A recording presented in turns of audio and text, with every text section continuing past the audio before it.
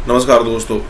अब रील्स में तो हमने कई बार देखा कि निकलेगी हैदर की तलवार, निकलेगी हैदर की तलवार, लेकिन ये इसराइल ने जब से हमास को पेलने के लिए जो गाजा पट्टी उस पर हमला किया है, या फिर अब कहो कि पैलेस्टाइन पर जो हमला किया है, उसमें किसी भी इस्लामिक मुल्क या फिर कहे कि कोई भी उम्मा वाला कंट्री यहाँ पर तलवार लेकर सामने नहीं आया है। मतलब उसकी हैदर की तलवार शायद गुम हो गई है या फिर कहीं रख दी होगी जो उसको मिल नहीं रही होगी। अदरवाइज मुझे तो ऐसा पक्का पता है कि अगर उसको वो तलवार मिल जाए ना तो वो घोड़े पर चढ़कर सीधा आ जाएगा यहाँ पर।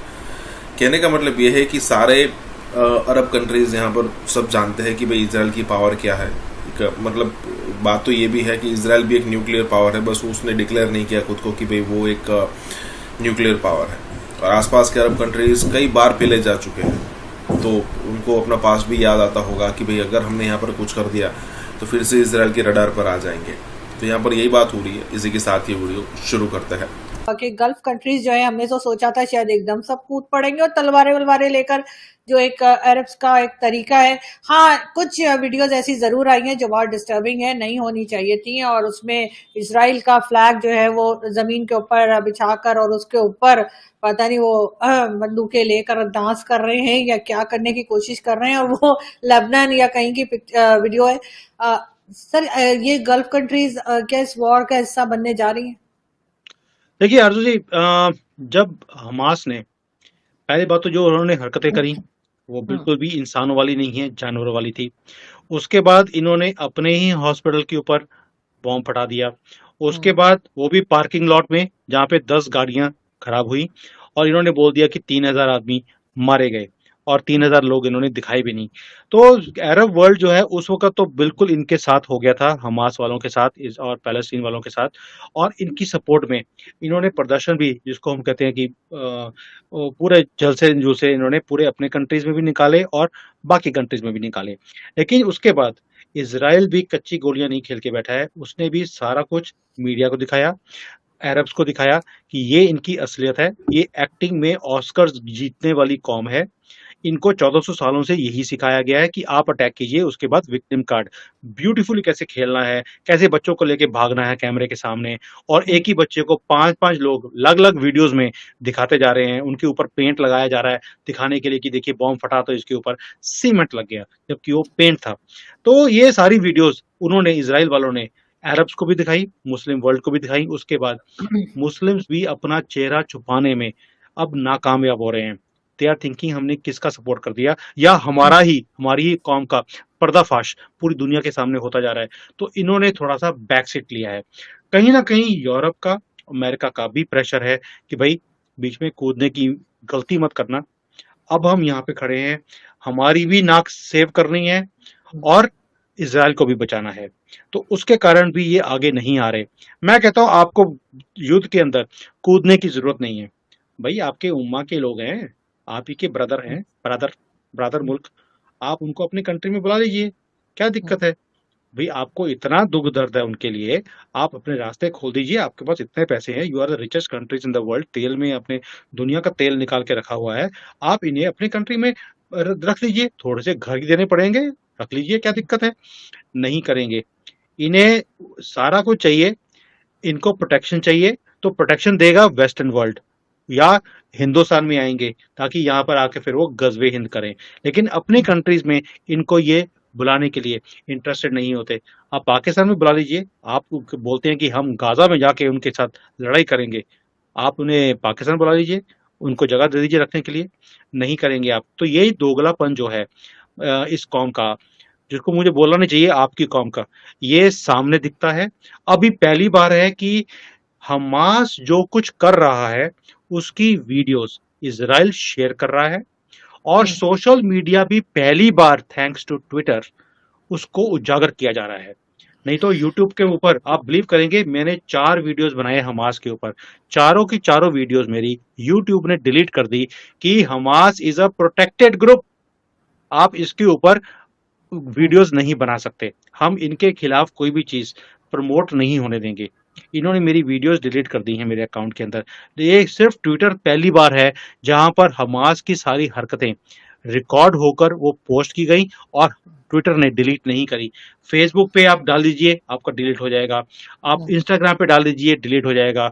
किसी भी लेफ्ट विंग के प्लेटफॉर्म के ऊपर आपको हमास की कोई चीज दिखती नहीं है। और इसराइल जो वहां पर कर रहा है अपने आप को प्रोटेक्ट करने के लिए, वो चीजों को बढ़ावा दिया जा रहा है। तो कहीं ना कहीं ट्विटर ने भी हेल्प किया है इसको उजागर करने के लिए, सच्चाई को, और मुस्लिम वर्ल्ड मुंह छुपाता फिर रहा है।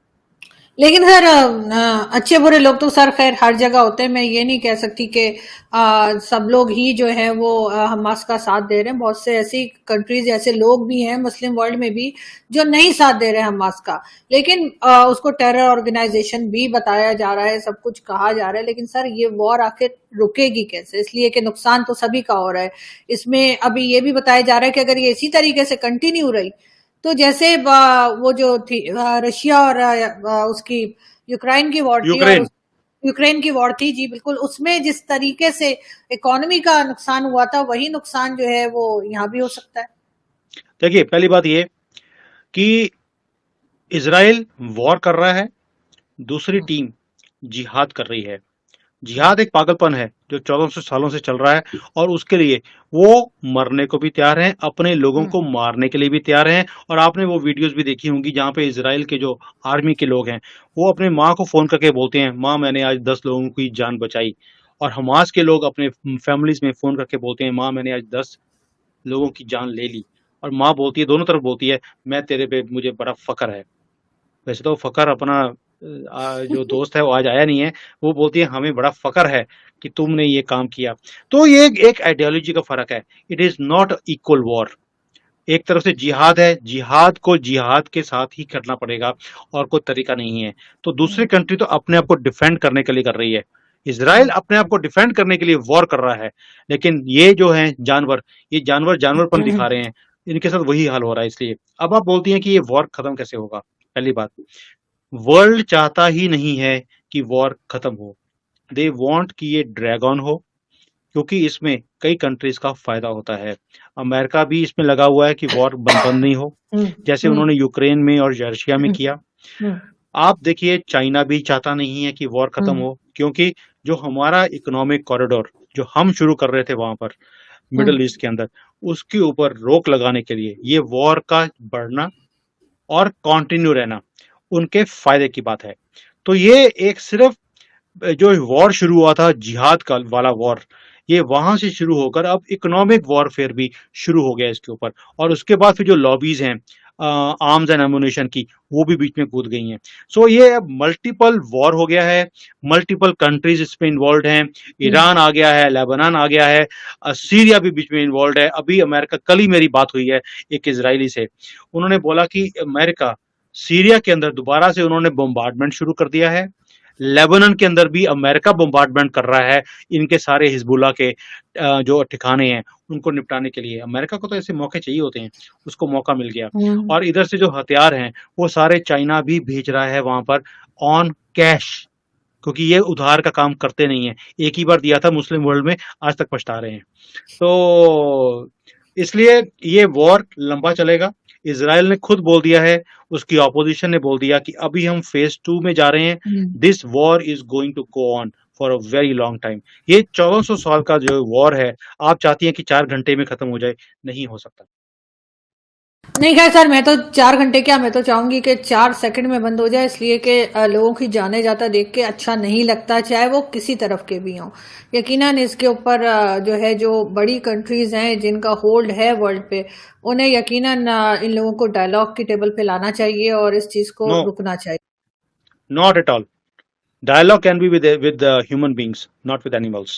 And animals have to be dealt in the same way. देखिए जो हरकतें करी हैं उसका जवाब उसी भाषा में देना बनता भी है। और लेकिन हमने देखा है कि वहां पर जो बुलडोज किए जा रहे हैं उनके घर आज की डेट में, जो हमास के लीडर्स है जिन्होंने ये सारे काम करने के लिए उन्होंने ये कॉल दिया था, उन्होंने भी योगी जी का फॉर्मूला अपनाना शुरू कर दिया। बुलडोज वैसे ही कर रहे हैं। उन्होंने बोला मोदी जी, योगी जी, आपका फॉर्मूला ही सही है। तो इट्स नॉट कि मैं जानों की बात कर रहा हूं, मैं ये कह रहा हूं कि जब वो ह्यूमन शील्ड्स बना रहे हैं अपने आप को बचाने के लिए। जितने भी उग्रवादी हम्म हैं, जितने हॉस्पिटल हैं, जितनी मॉस्क हैं, जितने भी स्कूल कॉलेज हैं, उसके नीचे बंकर्स बनाए हुए हैं, वहां पे टनल्स हैं, उसके अंदर बैठकर वो सारी प्लानिंग करते हैं, ताकि अगर कोई हॉस्पिटल के ऊपर अटैक भी किया जाए फिर ये विक्टिम कार्ड खेलेंगे। इन लोगों को जितनी इतनी प्लानिंग की हो, उनके साथ जब तक आप इनका निपटारा नहीं करोगे, ये बार बार अपना फन उठाते रहेंगे। इसलिए इनको कुचलना जरूरी है, और वर्ल्ड भी इस चीज को मानता है। जिस देखिए, आप ये बात नहीं बोल सकती क्योंकि आपके ऊपर हमने ये काम कभी नहीं किया। हमारे ऊपर ये सारी चीजें आपके देश के लोग जिसको बोलते थे आप, state actors, non state actors, हमारे देश के अंदर ये काम करते थे। हमें उस पेन को हमने सहन किया है, इसलिए हम समझते हैं इज़राइल किस पेन में से निकल रहा है। और 1000 साल हमने भी ये पेन को सहन किया है। तो इसलिए we in India, we support what Israel is doing, and this is the only solution.